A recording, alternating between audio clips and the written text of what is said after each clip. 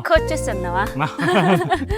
好勁喎！係啦，應該係呢個店鋪啦，可能搞活動係嘛？係啊，應該係搞活動嘅。好嗰個嘅咯。因為到咗差唔多到咗，要起身啦，睇睇啦。差唔多都到假期啊嘛，所以就好多人會準備有啲活動啦。如果有中意游水嘅粉絲朋友咧，可以嚟呢個愛琴海呢個泳池體驗一下呢邊嘅游水啊。然之後咧，前面嘅咧就係我哋嘅一個遊艇會啦。咁兩邊咧係我哋一個濕地公園。我哋先睇下個廳先，呢個廳係直通式嘅吓，但係佢呢個開間即係3.6米定係3.8米咁上下。呢個景先，哇，別墅豪宅啊！轉角位喎，哇！嗱，轉過嚟都係。佢景睇得都比較多咯。等，轉過嚟都係。哇！前邊嗰度就街市啦，係嘛？啱先右手邊嗰度啦。嗱，我哋呢邊就係望到呢個別墅區啊，中里灘嘅別墅，遊艇會啊，望住我哋嘅呢邊嘅愛琴海呢邊嘅商業街最前面嘅泳池啊。Hello， 大家好，我係阿 Sam。Hello， 大家好，係阿鳳。啊，冇錯啦。咁我而家同阿鳳咧就嚟到呢個石嶺銀灘3期商業街呢個最前面嘅泳池呢度啦。係啦。你睇下而家呢個到咗夏天啦，呢個泳池而家開始有入水入去，然之後會等到夏天嘅時間咧就會開放噶啦。如果有中意游水咧，可以嚟。水溫幾多啦？鹹減幾多啦？佢都有寫住噶喎。如果有中意游水嘅粉絲朋友咧，可以嚟呢個愛琴海呢個泳池體驗一下呢邊嘅游水啊。然之後咧前面嘅咧就係我哋嘅一個遊艇會啦。咁兩邊咧係我哋一個濕地公園。咁呢兩塊地咧係政府係要求喺近海300米之內咧唔可以起高樓，咁呢兩座地方咧係喐唔到噶啦。為咗保護呢個海域嘅一個環境保護啦，所以要退線300米啊先可以。咁我哋今日點解要嚟到呢個3期愛琴海咧？因為又要介紹兩個非常之筍嘅單位俾到大家嘅。有靚嘢。我哋嘅呢個商業街最近嘅一個樓座就係前面呢個，冇錯啦，就係呢一座。落樓就係商業街。咁呢邊咧有兩個單位咧，一個係92方嘅兩房。兩房兩廳一次3個露台嘅單位，性價比非常之高，總價咧，超大嘅廳，冇錯，總價3字頭，非常之平。然之後咧，業主咧係 keep 得非常之好啦，佢係全新冇點住過，但係咧嗰啲家私家電咧係已經基本上係算係配齊晒噶啦，齊全晒噶啦。仲有一個咧係146個積嘅，然之後係4房兩廳兩次，同埋都係3個露台。一線海景、無地海景嘅單位，咁呢兩個單位咧性價比都非常之高啦。咁今日我哋介紹咧就呢兩個單位，佢因為呢兩個單位係喺我哋商業街呢邊嘅最近住商業街嘅愛琴海屋苑啦，就非常之方便，同時咧性價比係最高嘅兩個單位。係啦。咁我哋先講翻呢邊嘅一個交通同埋配套，邊行邊講。交通嘅話咧就係坐我哋嘅京橋巴士啦，喺我哋過完關之後嘅羅湖或者福田關口坐京橋巴士到我哋3期交通中心，就喺我哋嘅萬田超市隔籬啊，咁行翻嚟到我哋呢個愛琴海呢個樓座咧，都非常之近，5分鐘，差唔多3-5分鐘就可以行到我哋樓座底下啦，非常之方便嘅。然之後咧，成個交通時間咧大約係70分鐘，然之後咧飛價咧係25蚊，就可以翻到嚟呢個石嶺銀灘。咁呢條交通線路係成本最低噶啦，成本最低咧，時間就都係最快嘅。係啦，再講翻係港人頻道最中意嘅呢個交通方式啦。因為過完關咧，即時可以坐到呢個京橋巴士嘅車啊嘛，都唔使再去其他地方兜路啊嘛，就非常之方便。再講翻配套，哇，又見到噶啦，依家係嘛？嗱，而家我哋呢個開齊晒噶啦，兩邊左右兩邊嗰啲店鋪全部都開齊晒，包埋一啲按摩特骨啊，一啲便利店啊，一啲飲酒嘅地方啊，食早餐食飯嘅地方，全部都有齊晒噶啦。你想要嘅，你諗得到嘅，佢都開咗啦。冇錯啦，所以話住喺呢度非常之方便嘅。住喺呢邊咧，我哋沿住呢條路一直行過去咧，就可以去到我哋嘅3期嘅個萬田超市啦。咁萬田超市咧隔對面咧就係我哋嘅海鮮市場同埋我哋嘅銀灘體育館嘅。所以咧住喺呢度，你都非常之方便，即係成個商業咧都非常之成熟。你係可以揀食東北菜都好啊，或者湘菜都好啊，或者本地菜都好，都好多選擇嘅。嗱，俾個鏡頭先，有靚仔夾，哇 ，Michael Jackson 係嘛？好勁喎！應該係呢個店鋪啦，可能搞活動係嘛？係啊，應該係搞活動嘅。好嗰個嘅咯。因為到咗差唔多到咗。叫起身啦，睇睇啦。差唔多都到假期啊嘛，所以就好多人會準備有啲活動啦。佢想去氹翻個細蚊仔啊。係啦。咁我哋頭先個泳池嗰邊咧，就係隔籬就係我哋嘅海邊嘅綠道棧道啦。咁沿住個棧道呢一路去行到去我哋一期嘅沙灘同埋嗰個酒店嗰邊。冇錯啦。咁行過去咧，大約時間咧係15分鐘到20分鐘咁上下，睇你行得幾快啦。係啦。咁呢邊咧就係我哋嘅商業街啦。咁你一陣間你要睇嘅單位咧，就從我哋嘅左手邊呢個大門口入去嘅。係啦。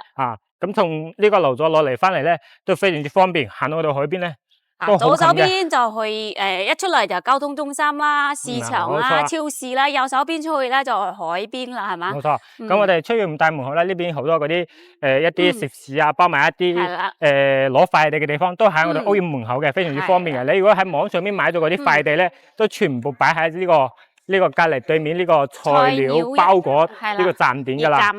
咁擺喺你邊咧？你想過嚟攞咧？你等到時候翻咗嚟之後咧，直接喺呢度攞就得噶啦。攞完之後就即時可以翻屋企啦，非常之方便嘅。咁我哋之前有好多業主住喺呢邊咧，都係可能一次過攞50個、60個快遞。哇！咁好耐冇翻嚟嗰啲先會有咁多咯。因為佢哋喺網上邊買嘢買咗好多啊。係網上平啊嘛。係啊，咁就全部擺喺呢度，佢等住佢有時間翻嚟咧，就一次過攞翻噶啦。即係網購依家真係好方便嘅，因為我哋冇咁多時間翻嚟現場呢邊去揀啦嘛。咁呢邊有啲係有啲酒吧啊。按摩特龜啊，同埋有啲食飯嘅地方啊，美容院啦呢啲啦，全部都喺我哋樓下嘅。飲早茶、食早餐，全部都有齊晒。哇！真係住喺呢度真係方便啫。有好多粉絲朋友話三期呢邊嘅嗰啲配套好成熟啊，我想住翻喺呢度都非常之方便，唔需要再去其他地方揾啦，四周圍揾啊，四周圍坐嗰啲村巴或者揸嗰啲電機到處行啊。咁其實三期呢邊咧住喺呢度咧都非常之方便同埋。住得非常之舒服，即係你住喺呢個愛琴海呢個位置嚟講咧，你相當於住喺深圳咯，係嘛？就唔會話好似之前好多粉絲朋友話呢度冇人住啊，咩鬼城啊呢啲啊，呢啲完全唔會噶吓，你可以放心。嗱，我哋依家係實體去俾我哋粉絲們睇一睇嘅。嗱，呢度好多餐廳都係好多人到咗食飯時間段咧，都非常之多人嚟呢度食飯嘅，但係。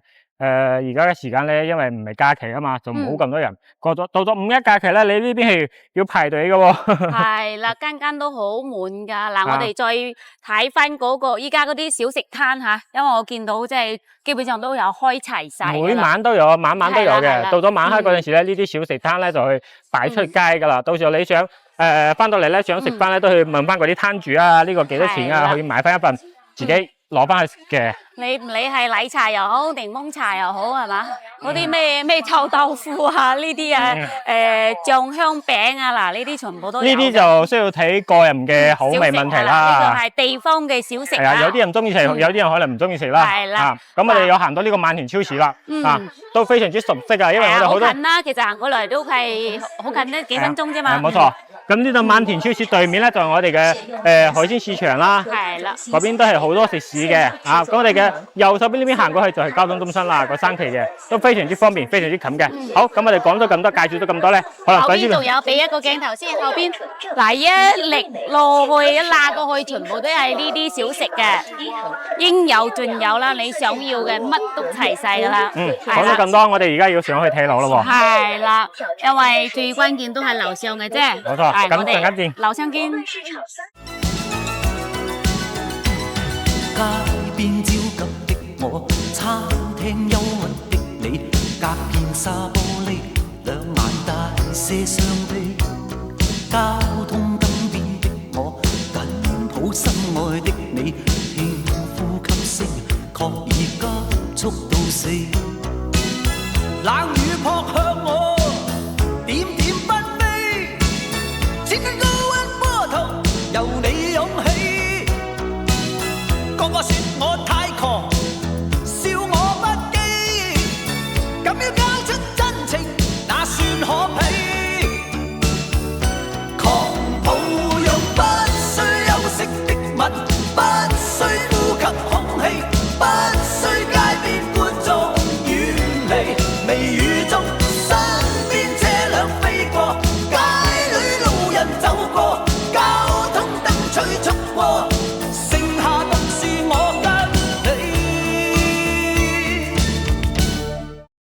咁而家就同阿鳳姐嚟到呢個單位呢入邊啦。係咁呢個係一個92方嘅一個兩房一次單位，同時但係佢係3個露台喎。哇！即係呢個露台送嘅面積比較多咯。冇錯啦，呢個單位咧，因為係成個愛琴海呢啲兩房入邊而家最平嘅一個最順嘅一個兩房。係啦。但係雖然話佢未高層啦，但係佢呢個景觀望出嚟都係比較靚嘅，因為佢啱啱可摸到我哋嘅園區綠化同埋個別墅嘅頂。雖然話唔望海啦，但係佢性價比高嘛。如果有粉絲朋友咧中意呢啲大啲嘅兩房，個廳啊同埋個餐廳位置大啲嘅，咁廚房大啲嘅呢啲大兩房單位，咁呢間單位就好啱大家啦。係啦，由於啱先業主啱拖完地，然之後咧我哋又唔記得攞個鞋套啦，所以就打次腳嚇。除咗鞋入嚟嘅。吸嗰個地氣係嘛？因為呢間單位係啱出到嚟，所以我哋睇到呢個單位出到嚟，即時就過嚟驗翻啦。啱放出嚟嘅，啱拖完地啦。啱拖完地。佢依家啲水漬仲喺度嘅。我哋先睇下個廳先，呢個廳係直通式嘅嚇，但係佢呢個開間即係3.6米定係3.8米咁上下嘅。1、2、3、4，4塊磚，呢個就3.2米加埋嗰度係半嚿咁上下，就應該係3.6米咁上下啦。冇錯。咁佢個飯廳同埋客廳嘅闊度係一樣嘅，所以一入門口睇到佢呢個廳真係好大氣、好舒服嗰種感覺啦。雖然話呢個係一個低層單位，但係佢我一來哋未着燈嗰陣時咧，都非常之光猛嘅。燈光係嘛？係好好啦。因為而家下晝係5點幾鐘，但係而家呢個時間段都非常之光猛，唔影響呢個單位嘅採光啊、通風啲呢啲嘢嘅。係啦。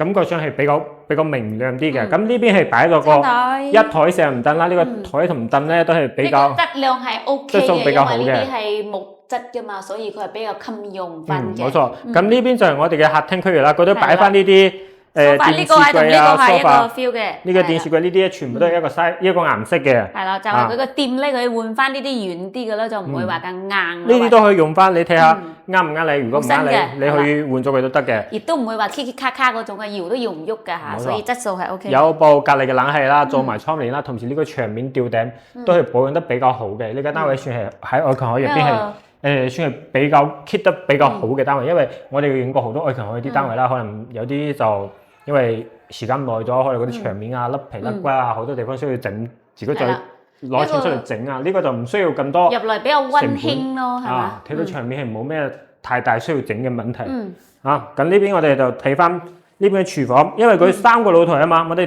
一陣間先睇完廚房嚇，等陣先睇。廚房啊，呢廚房都係有少少濕，我睇下小心啲喎。呢度拖咗，因為嗱呢度呢個廚房咧，哇！呢個廚房好大，好大嘅，真係好大嘅。呢邊後邊放翻個雪櫃係嘛？呢邊呢個位雪櫃位，可以擺翻嗰啲雙開門嘅大雪櫃，完全都擺得落。而家呢邊咧，星盤啦，星盤可能細咗啲，你到時睇下啱唔啱就開大啲，換咗佢開大啲。呀，煮食爐，成個煮食爐都睇到呢個抽煙嘅全新嘅。佢下邊個爐頭都見得到。係啊，爐頭都係全新嘅，未使用過痕跡。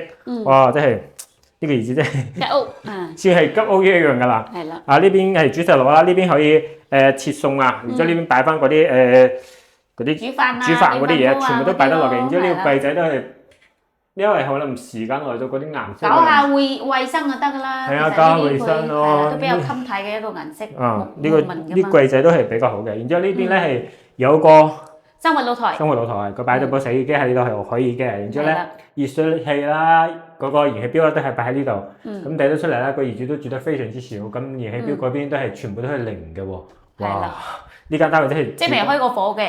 未開過火，就算住用嚟沖涼咧都非常之少，可能佢都冇點翻嚟住過㗎。係啦。咁呢邊咧係第一個露台啦。咁右手邊呢度有一個可以擺翻嗰個消毒櫃嘅。冇錯。好，咁我哋繼續先睇房先。係啦。佢有3個露台，呢度第一個啊。咁呢度係廁所。廁所係啦。廁所位咧。由於啱先講嘅啱拖咗地咧，佢入邊有水啊，所以我哋冇着鞋套，驚比較濕啦，日日濕嗰個對襪，所以就唔入去啦嗱。個濕分離做好嘅，然之後做廁啦，呢邊係鏡櫃啦，鏡櫃佢係比較闊嘅，有1.1米咁嘅一個闊度嚇。上邊咧佢就冇做收納櫃，到陣時睇下我哋要唔要嗰個，但係個台面係好闊嘅，佢係呢種係台中盤啊，所以佢兩邊咧放翻啲嘢係 OK 嘅嚇。有明窗，同時咧個成個廁所呢邊嘅牆面咧都係比較好嘅，保養得比較好嘅。係啦。啊，可能呢個個頂嗰度可能有頂少可能有少少要執少啦，要執佢咯，起皮啦，係啦。起皮啦，但係呢個唔係滲水啊。如果係滲水唔會咁少嘅。做咩佢會有呢種情況咧？其實係因為佢冇做嗰個鋁扣板啊，因為你廁所嘅位置同埋廚房咧，佢係比較濕嘅，你用水啊嗰啲蒸氣啊，亦都係有呢方面，一定要做翻嗰個鋁扣板咯，去擋下佢呢個水呢方面嘅嘢。好，過到嚟第一間房，第一間房咧佢係有兩個窗口嘅啊，正面嗰個背面都有個窗口，呢個窗口係望去邊度咧？有個通風井嘅，冇錯。咁其實呢間房咧都係比較市正下，方方正正嘅啊。咁而家擺嘅床比較細啲咯，比較細啲咯，尾嘅。其實你擺呢張床可以咁樣擺啊，我覺得。橫住嚟擺咯，打橫嚟擺咯。咁樣就闊好多咯，係嘛？咁呢度你米半都有多啦，嗰邊做翻啲衣櫃。呢邊做翻衣櫃，睇你點設計咯。然之後呢間房佢又比較簡單，可能都係冷氣好新嘅，應該都係買翻嚟冇用過嗰種隔離嘅。肯定都換埋牆面咧，都係唔需要再整噶啦，都係好新淨嘅牆面啊，都唔需要再去整嘅佢噶啦。咁過得嚟係主人房，主人房就大咯，好方正啊！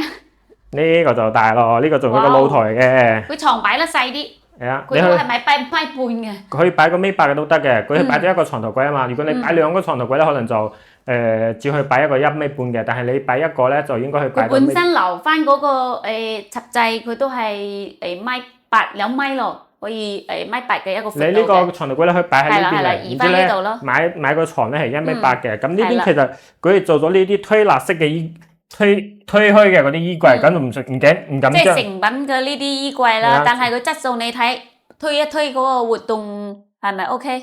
係啦，都係比較靈活嘅，可以用翻咯。冇問題啊。然之後咧都係有冷氣啦，然之後咧兩邊都係做咗窗簾啦，牆面咧都冇咩甩皮甩骨嘅地方。係啦。因為呢間單位真係性價比高喎，成個愛琴海依家係最平嘅一套啦。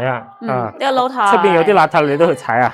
又唔怕佢嗰個嘅呢個咧就係屬於佢主人房嘅露台，唔係佢主露台嚇。等陣仲有一個呢個咧，我哋依家樓層唔高啦，咁佢睇去嗰呢個花園咧，真係好舒服咯。去感受得到佢呢個比較接地氣嘅呢種感覺。前邊咧就係別墅區啊，呢度右手邊嗰邊出去咧就係市場噶啦。咁我哋左手邊呢邊過去咧，即係過咗呢啲別墅嘅前邊咧就海噶啦。其實喺呢度都見得到嘅。我呢度就1罅、2罅、3罅、4罅話都係有海嘅吓。可能我哋阿 Sam 高嘅話，直情就睇過咗嗰個頂噶啦。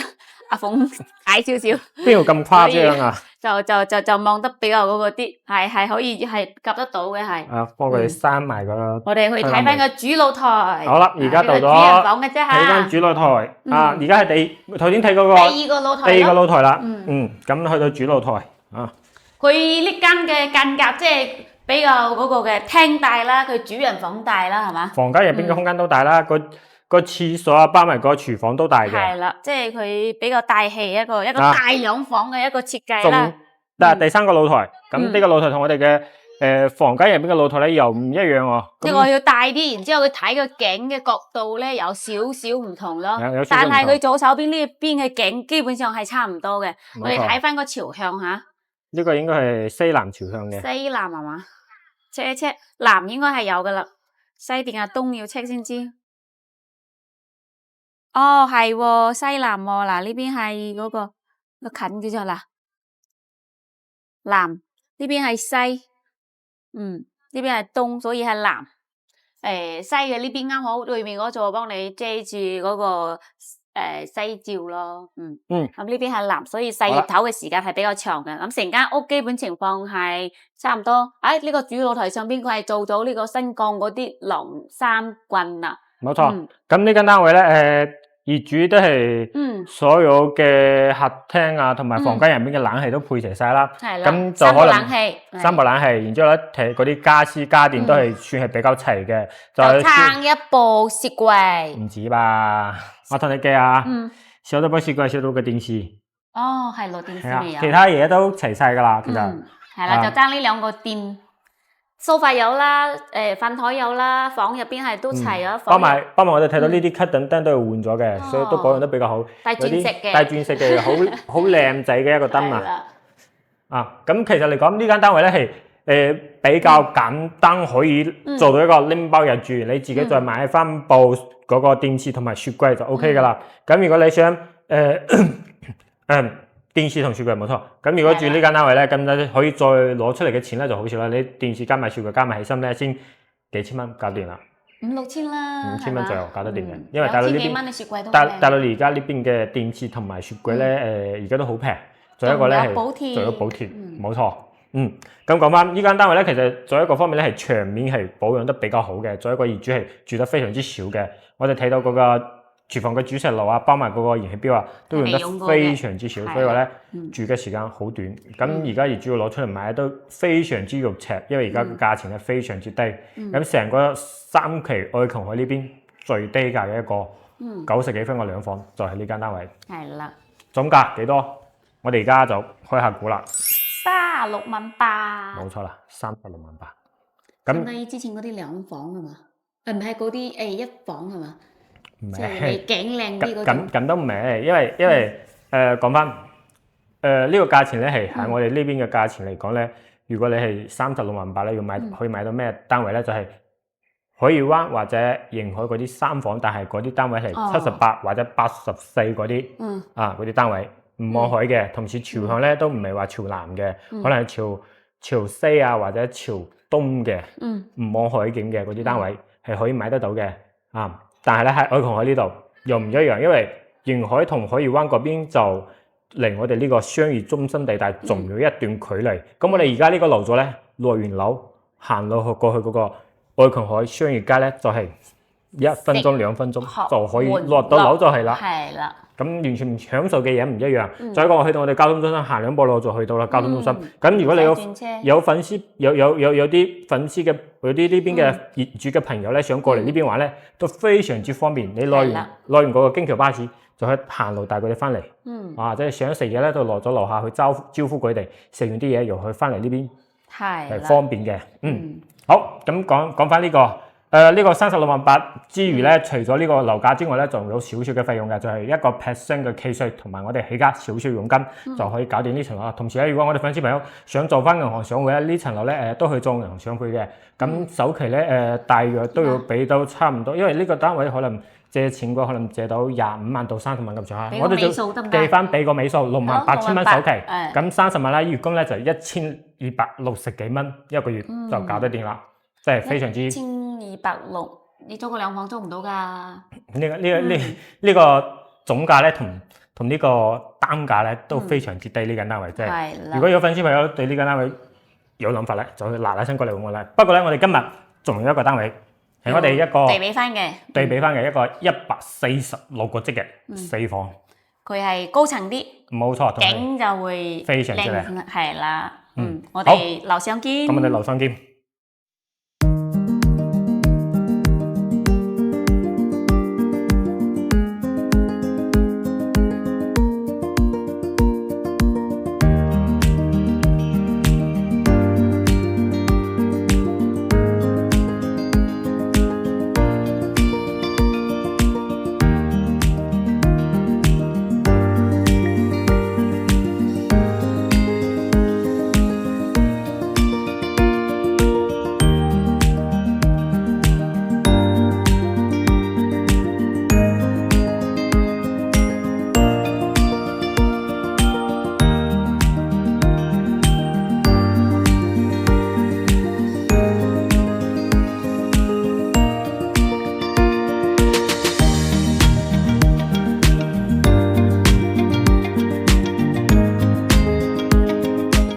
好，咁而家同鳳仔就嚟到第二個單位啦。呢個單位係146個積，4房，然之後咧2個廁所，都係3個露台，哇！超靚海景啊！冇錯，同時3個露台即係贈送嘅面積特別多咯。都係全新未入住嘅，都保養。呢間單位咧可能就保養比頭先嗰間有啲差少少咯，但係咧順道個景觀咧，同時價錢高平。睇下入到呢度係我哋入門嘅地方啦。咁呢邊可以做翻啲鞋具位啊，有嘅。咁睇下你要做呢邊定係做呢邊？我建議大家係做翻呢邊好啲啊，做翻嗰啲有啲斜坡嘅嗰啲鞋櫃可以做翻得到嘅。係啦，咁呢邊咧就可以做翻餐邊櫃啊，或者連埋一齊嘅餐邊櫃，連埋嗰個電視櫃一齊做。做翻一體嘅係嘛？冇錯啦。呢個廳好闊啊嗱，佢個飯廳都比我哋之前影開嗰啲客廳要闊落係嘛？ 1、2、3、4、5塊磚，80乘80嘅喎。係啊。500幾多啊？40。係啦，咁咧呢度又多咗，相當於呢度係4米半嘅一個開間。嗰邊4米半，呢個餐廳位咧係4米嘅開間。咁呢邊咧其實餐廳、客廳連埋一齊，然之後呢邊係廚房嘅，佢都係3個露台。哇！呢個廚房，我哋先睇翻廚房呢邊入到嚟一個 L 型嘅設計。但係呢個廚房咧有個唔好嘅地方咧，就係嗰雪櫃咧擺佢哋只可以擺嗰啲燈開門嗰啲高啲嘅雪櫃。係咯，當時佢其實可以嗰個星盤殼，不過佢發展商做嘅。發展商做嘅咁講翻呢邊係個抽油煙機同埋煮食爐嘅位置啦，到時開翻個窿擺埋個煮食爐入去就 OK 噶啦。然之後咧，抽油煙機全身都冇一啲油漬嘅，冇煮過飯嘅，全新嘅吉屋。係啦。呢邊係有個擺嗰個洗碗機啊，或者係消毒碗櫃嘅位置啦。第一個露台咧，哇！中學露台呢邊可以擺翻啲咩咧？洗衣機啦、熱水器啦、嗰個燃氣錶啦，都係擺喺呢度嘅。呢度可以做咗個風倉佢，咁你入邊嗰度，如果你中意，因為咁大套單位啊嘛，可能都係人比較多住嘅，咁你要帶呢個雪櫃擺翻呢個位置，個趟門可以拆到佢，係嘛？擺雪櫃冇問題，就係個電掣可能要駁翻個電掣過去啊。要拉一拉咯。拉個電掣過去，呢度有嘅，有呢個插頭嘅，上面都有。睇下你放翻嗰度定係呢度？嗰度放洗衣機會比較好啲咯。呢個可以利用翻嘛，因為呢個係送俾你嘅地方，你一定要利用翻嘅做翻個風倉就得噶啦。呢度做風倉，呢個位置因為唔係幾大個空間，所以做風倉都好平嘅。係啦。好，咁我哋繼續嚟睇出到嚟呢個趟門咧，出嚟咧就係我哋餐廳位置啦。呢邊擺翻嗰啲大嘅圓台啊，都完全個位㗎。尾半嘅台都冇問題啊。尾半嘅台。一般唔使咁大係嘛？六人啦，一般都6人。呢邊佢係咁樣設計嘅，咁樣望海嘅呢邊擺梳化擺喺呢度，咁樣望景觀其實冇咁好啊嘛，我覺得係擺翻呢度會唔會更加好咧？你如果要擺呢度咧，呢個景觀就靚啦，望出嚟。咁因為呢個佢係做咗呢啲一望無際嘅海景喎。佢呢邊都做埋呢啲插座呢啲電掣啊，咁你到時可以做翻一啲投影嘅嗰啲因為呢個開間比較寬嘛，你去做翻嗰啲投影儀喺呢度，就唔需要用到個呢啲網絡信號呢啲嘅插座啦。或者你自己換下，即係加多啲插掣喺個對面嗰度，因為佢兩邊已經有咗噶嘛，你就加少少就得噶啦。好啦，咁而家呢邊就係第2個露台啦，哇！呢個露台睇呢個景先，哇！別墅豪宅啊！轉角位喎，哇！嗱，轉過嚟都係。佢景睇得都比較多咯。等，轉過嚟都係。哇！前邊嗰度就街市啦，係嘛？啱先右手邊嗰度啦。嗱，我哋呢邊就係望到呢個別墅區啊，中里灘嘅別墅。遊艇會啊，望住我哋嘅呢邊嘅愛琴海呢邊嘅商業街最前面嘅泳池啊。濕地公園啊，仲有。係啊，我呢兩個濕地公園啦，呢兩個濕地公園咧係國家係出咗呢個禁海300米之內唔可以起高，喺呢啲高樓啦，所以呢兩塊地都用唔到噶啦。即係以後都唔會做高樓啊，所以你唔使驚話哇，咁依家咁靚嘅啫，以後會唔會有嗰個啊？唔會噶啦，完全可以放心吓。冇錯，除咗公園就係公園噶啦。然之後我哋樓下呢啲都係我哋園區嘅綠化啦。然之後咧行我哋呢邊左手邊過去，就係直接係商業街嘅大門口啦。你如果係住喺呢度咧，上咗落去。食飯、飲啤酒、K 歌、按摩、揼骨，完全都非常之方便嘅。出門口就有，哇！我見到個游泳池啊，有冇見到啊？已經開咗噶啦喎，因為就嚟5一假期到啊嘛，係嘛？已經做咗準備噶啦。有水啦，已經有。係啦，可以開埋水嗰邊有可以游水噶啦。係啦，即係雖然我哋呢度出門口唔係沙灘，但係佢呢度有游泳池嘅。咁你如果真係中意沙灘嘅話，我哋右手邊嗰邊去到一期嗰沙灘，其實都唔遠嘅吓。咁你可以從呢個門口入去，然之後行到個泳池嗰個位置，然之後沿住海邊一路行過去。係啦，有條澗道嘅。有條海邊嘅綠道啦，可以行到嗰個一期嘅海皇天前面嗰一塊沙灘都得，或者嗰個碧桂園石嶺灘嗰個酒店前面嘅沙灘成一排都可以去。鳳凰酒店嗰度。係啊，可以去游水啊，然之後去海邊玩沙啊，帶埋個小朋友去嗰邊玩啊，都可以嘅。所以呢度即係吃喝玩樂，全部都喺我哋樓下。有齊晒。我見到前邊嗰啲別墅做得幾靚喎。嚇，有冇考慮？都夾一夾啊嗱。嗱，個別墅做得幾靚下㗎，睇下有冇幾大。嗰啲朋友中意啲豪宅㗎？嗱，呢度前面其實都有㗎，呢度係400-500萬咁上下係嘛？差唔多咁上下。中間嗰度做得好靚啊，做咗一個假山仔啦，中間做咗個魚池啦。啲金魚好低調啊！嗰個叫做佢唔好意思啊！嗰個唔係金魚啊，嗰個叫咩？錦鯉。哦，係金魚係嘛？咁金魚嘅錦鯉係金魚嘅一種係嘛？我都唔知啊。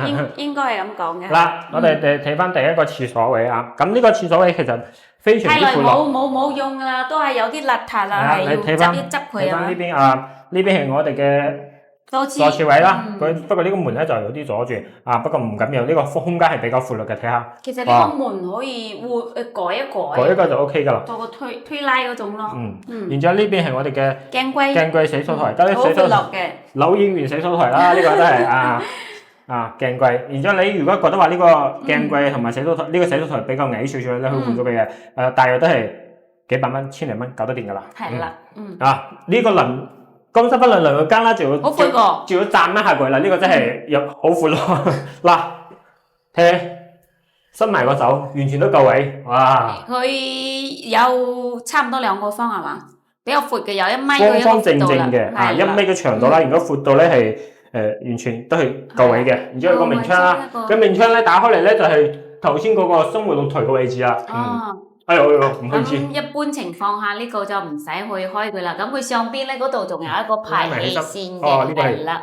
咁我哋到陣時就用翻得啦。佢嗰個其實佢都已經係做咗嗰個有多一層嗰個磨砂嘅，就唔會話即係透明嗰種啊。我哋之前睇開嗰啲佢都會有少少透明嘅，係啦。呢個就唔會啦。唔會嘅。咁呢度係我哋嘅第一間房係啦，比較方正嘅，方正嘅。然之後呢邊咧係都有個明窗嘅，呢個明窗望出咧望住我哋頭先嘅主露台一樣。別墅區海景係啦，個床頭係咁擺嘅係啦。咁樣擺住個床頭啦。呢度就睇景就靚啦。冇錯。就係佢冇嗰個飄台，但係咧個窗口有咁大，話佢都係之前呢個發展商都係比較嗰個就做咗一塊擋水板。係啊，早期做埋呢啲擋水板啊，驚有落雨啊，或者係有水啊入到嚟，去整埋我啲牆面有啲問題咯。第二間房嗱，第二間房咧，呢邊就呢個燈膽就已經壞咗啦，到時候好簡單嗰個燈泡仔咯。係啊，就可能睇下望唔到先咯。呢間房就唔算大。佢就係方方正正、四正正嘅，唔算太大啦。擺翻個1.2米嘅床啦，應該就 OK 噶啦。你如果或者做翻個書房啦，我覺得呢個位置係嘛？因為好多業主呢間房都係做書房或者做嗰啲麻將台房啊，或者嗰啲休閒區啊，或者小朋友玩嘅嗰個兒童房啊，睇你點設計。其實呢間房咧就係佢嘅景因為冇咩景係啦，咁你做翻個書房係 OK 嘅。OK 嘅。然之後咧再睇翻。第三間房。第三間係好大喎，但係佢有少少奇怪咯，唔係好市正。唔係好市正咯，因為佢其實有類似。話佢係三角形，佢又唔係。三角形。多咗幾個角，係啊。咁設計嘅話。多邊形，呢個嗌做多邊形。其實你完全係可以設計翻嘅，擺個床咧咁擺。咁都唔怕嘅，係啦，你床頭擺翻呢度啦，咁你。呢邊咧全部定製嗰啲櫃做平佢，做到頂，咁你就睇起身就好市正㗎啦，係嘛？做翻啊嘛，一拉過嚟，嗱，中間呢個位置，咁佢呢度就正好多㗎啦。但係呢間房咧景觀靚㗎嘛。係啊，即係同嗰個露台入邊，主人房邊一模一樣嘅一個景。哇！直情睇到成個惠東嗰邊都睇晒啊！你睇到望得咁遠㗎？係啊，對面嗰啲山嗰啲島嗰度啊，都見得到啊！天氣好嗰陣時仲睇得見喎。OK， 咁主人房係帶埋呢個套廁嘅嗱，你睇下啊，呢個廁所都唔係算太細喎，都好大喎，呢個主人房嘅套廁。算大㗎啦。啊，呢邊都係有鏡櫃啦、洗手台啦，嗰邊坐廁位啦，呢邊嘅分咗3個區係啦。乾濕分兩間啊，呢個門啊咁開嘅，哦。係啦。不過呢個就呢個就唔方正啦，呢個兩個區啊，佢有個三角形嘅。不過咧呢邊都係有空間，一個人入嚟轉身完全冇問題。然之後佢專登做咗呢啲凹位啊，啊呢啲大理石嘅凹位。壁櫃係啦，防水噶嘛。呢個防水嘅呢個壁爐啦，然之後咧呢個係好襟用嘅。呢個應該係大理石嘅，即係我哋以前屋企就用翻呢啲嘅，佢比較耐用啲。耐用啲啊！呢個做廁嘅位置就好闊落啊，是但你點嗰個都得啦。都有明窗啊，然之後咧成個呢個牆面咧，可能因為確實呢個牆面就有少少可能發展商嘅問題啦。到時候睇下可唔可以換翻。時間耐啊嘛，畢竟有咁耐啦。過嚟呢邊就係主陽房入邊嘅空間啦，哇！呢個你就求其擺都得啦。點樣擺都係海景喎，咁樣擺都有海景，咁樣擺都有海景。呢個朝向又好哇。然之後呢邊可以擺個一個米八兩米都完全擺得落嘅，然之後嗰邊佢有好多個空間做翻衣櫃，因為呢間房非常之大啊嘛，咁出到嚟咧仲帶埋個露台，哇，正！哇！呢個位置係咪睇日落嘅啫？係啊，冇錯，呢個位置你企喺嗰度上台可以望日落嘅。我哋港人朋友講翻嘅鹹蛋黃啊，瞓喺張床嗰度就見得到啦。呢邊望出去景觀就夕陽無限好啊！哇，今日天氣好啊，你有冇見到啊？咩喺度飛緊啊？風箏啦，仲有前面海上嗰個咩啊？滑翔傘啊！有冇見到啊？嗱，呢個房間就非常之直接可以望到呢個雙園街噶啦呢個露台就比較近啦，係比較近，因為俾鏡頭俾大家啦。嗱，呢個就係我哋樓下就係呢個大門口啦，出到去就係雙園街啦。嗱，隔離呢啲一啲嗰啲餐廳啊，一啲酒吧啊，可以飲酒嘅、按摩嘅、特歸嘅，全部喺呢條雙園街啦。哇！如果到咗夏天嗰陣時，非常之多人。而家呢個時間段都有人喺呢度行嚟行去，晚上咧仲多人添。有啲人食完飯之後咧，都係沿住呢個雙園街行到去綠道嗰邊，散下步去海邊行一行，哇！真係非常之舒服嘅。成個呢個單位咧，即係非常之方便嘅一個單位。好，咁你繼續嚟講翻下呢個單位而家嘅情況同埋售價。其實嚟講呢個單位牆面咧係有啲需要再重新修葺一下。主人房就仲 OK， 就係啱先嗰個廳嗰度。係啦，有啲甩皮，你可能需要再攞少少錢過嚟整一整咯。嗱，呢個位置啊，就係啦，即係廳呢度呢啲地方啊，同埋嗰個地方下邊都有啊，需要執佢。咁其實嚟講，呢個146個積嘅咧，你全屋整翻咧，大約係6000零蚊，差唔多咁上下嘅。係啦，反正到陣時我哋要去定製翻啲家私家電啦，你到陣時一齊做一做咯，冇錯。咁講翻呢間單位嘅而家嘅基本情況。咁呢個單位係146方嘅，然之後咧4房2廁3個露台，全新交屋，業主一日都未住過。咁而家業主嘅售價咧91萬。91萬買嘅係4房喎，其實我哋影翻呢啲平層4房係好少㗎嗬。咁有好多粉絲朋友話我想買翻啲大積嘅單位，有冇咧？有望海嘅，有呢間，係咪？係啦。咁如果粉絲朋友對於呢啲大積嘅客廳啊、餐廳有要求又大啲嘅，入邊個房咧又闊落啲嘅，咁呢間單位就非常之啱大家啦。同時佢都係望海嘅，同時咧佢都係真係好方便嗰種，非常之方便嗰種。我哋三期嘅愛琴海，我哋好多粉絲朋友話我想買翻三期愛琴海呢邊嘅單位，又望海又市正嘅，咁我哋呢間單位就啱啦，因為佢係一個端頭位嚟嘅，佢一手樓嗰陣時買呢啲單位係一定要搶嘅。呢啲單位出嚟咧都好快數冇噶啦，咁嗰陣時賣嗰陣時，一手樓賣嗰陣時都非常之貴，基本上都去到8-6萬、8-7萬咁上下嘅呢啲單位，差唔多劈咗一大半咯。咁而家係咁啦，因為嗰陣早期呢啲單位咧，真係雖然話早啦，但係佢景觀靚，然之後位置又靚，咁好多人買翻嚟咧，真係非常之貴嘅。講翻仲有一個呢個愛琴海咧，都係我哋非常之方便嘅。頭先都講咗，樓下嗰啲商業設施啊，同埋我哋交通中心啊。如果有成日睇片嘅都知啦，愛琴海呢邊係成個石龍灘商業最中心嘅一個地方啦。咁呢啲單位出嚟咧，有好多粉絲朋友嚟睇呢啲單位咧，都係揀翻呢個區域嘅。咁呢層樓咧，而家呢個單位咧係成個愛琴海呢啲同樣嘅戶型嚟講，呢個單位係性價比最高嘅。